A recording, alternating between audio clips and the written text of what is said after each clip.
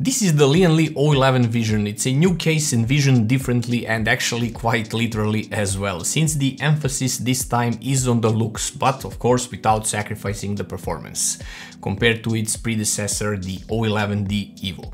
Yes, it featured things borrowed from a bigger brother behind me, the Evo XL, but it also has certain things removed that regular O11D Evo had. Word from a sponsor, which also has a cool Black Friday sale, so go check them out, scdkey.com, and we will get back to seeing what this case has to offer. Looking for affordable Windows or Office keys? Look no further, I got you covered. Head over to scdkey.com, pick your Windows edition, use my discount code LE25 to get a 25% on any Windows or Office products. Once you complete your order, after a few seconds you will receive your code. In Windows, go to Settings, there should be an Activate Windows prompt at the bottom. Click that, enter your code and wait for Windows to finish activation. To check the activation status, use the command prompt with the command slmgr.vbs/xpr and you should receive a notification that the machine is permanently activated. Once again, use code LE25 at scdkey.com.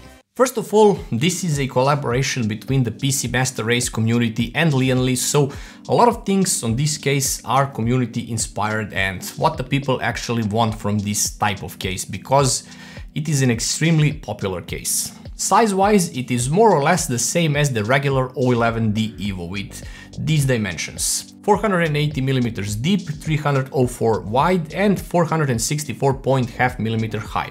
So this is what we have now, a complete glass panels to show off the hardware on all sides. So front glass, side glass and top glass this time. There is no center column here between the panels, just a small triangle here on the top connecting all the pieces together. It's held by magnets here actually. Removing this column on the regular model was a popular mod, so now it's there by default. Removing the panels is easy, captive thumb screws at the back, and just pull them out. They are held in place with magnets on the backside. Front panel needs no removal while assembling your PC, so no need to remove it. But if you need to remove it, there is a screw on the bottom which you need to take out and two more screws at the top, thus removing the glass and one column as well to remove it completely. As I said, no need to remove it while building. This leaves the complete interior of this case widely accessible for building a PC, since we now have no top fan mounting rails because we have glass there. The motherboard support is limited to ATX size as maximum supported size. You can see that all major cable routing holes have rubber grommets on them. But there is something borrowed from the XL model here, you guessed it, it's the removable motherboard tray. And this makes the building process 10 times easier because you can build everything outside of the case and just slide the tray back in. Of course, we can reposition the motherboard tray up or down, which in return gives us some options. Yes, you will have maybe more space at the top, revealing more of these hole openings here, but Lian Li got these rubber grommets that you can put in place. But if you position the tray to the lowest position, this gives you the option to mount two 120mm fans here at the rear, with slight wiggle room up or down even, so performance is not sacrificed, as I said in the beginning.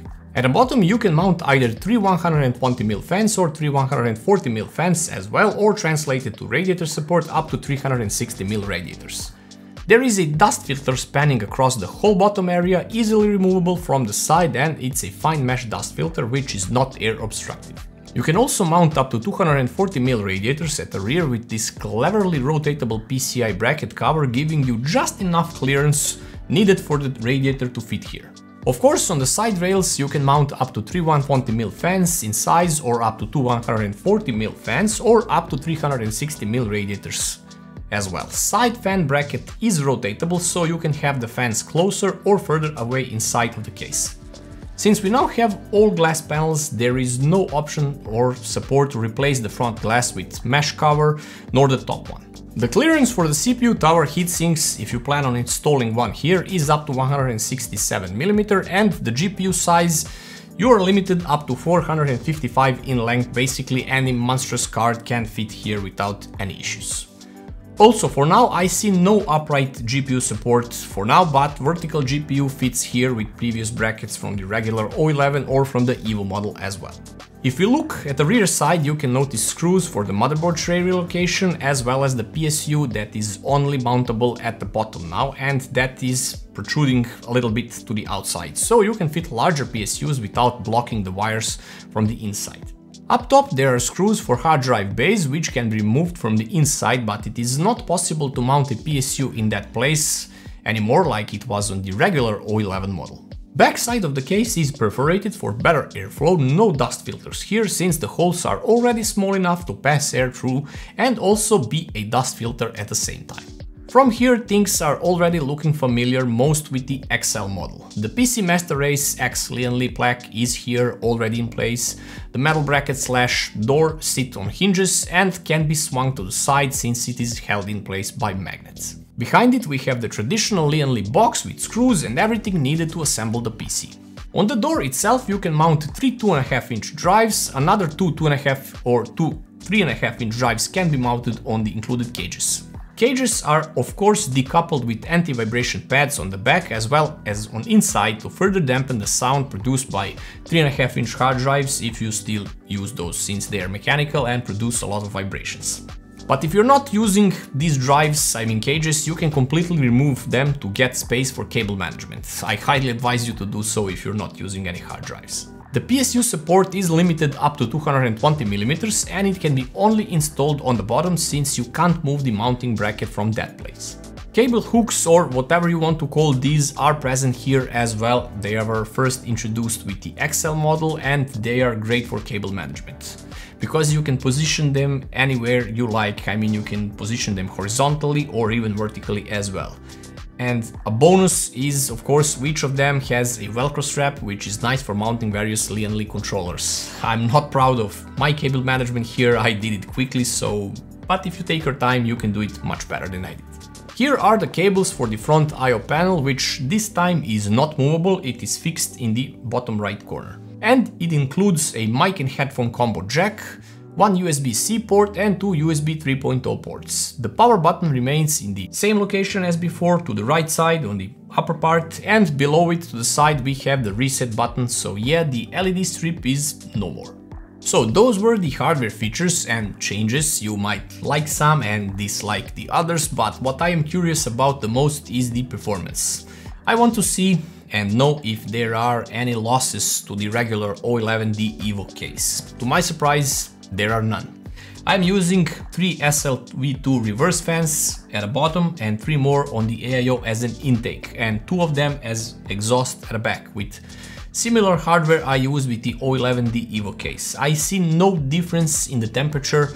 It varies half to maximum 1 degree and it varies similar for both cases tested. So it's safe to say that this case, even though not having exhaust at the top, does not sacrifice performance at all. It just gives you a more visually appealing case, so you can praise that expensive hardware that you paid with your hard-earned money and just appreciate it even more.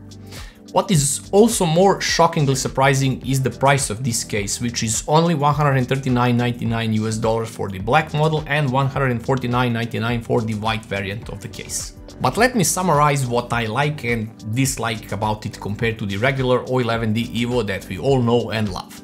First of all, we now have the removable motherboard tray, which makes the PC assembly process a breeze. Bottom fans are on a rail that is elevated from the bottom of the case. It has about 40mm, so the fresh air can enter the case much better since it's raised from the ground. The cable management at the back is much easier now. I can't stress this enough, as this was painful on the O11D Evo. We now have a larger PSU support as well.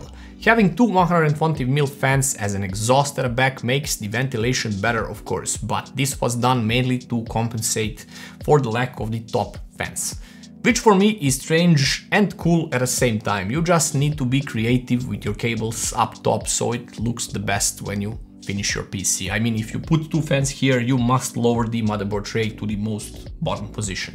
But if you decide to leave it in the middle position or raise it up top, you are limited to using only 1 fan here. But what I miss now are the options, DLCs if you will. No front mesh kit since there are no metal bars at top, which all of that would be mounted to. No top fan mounting place, which again is cool and strange at the same time. For the LED strip at the side, I have neutral feelings, it's like, meh, I'm okay with it, gone. I also feel the same about the inverted layout mode, gone now.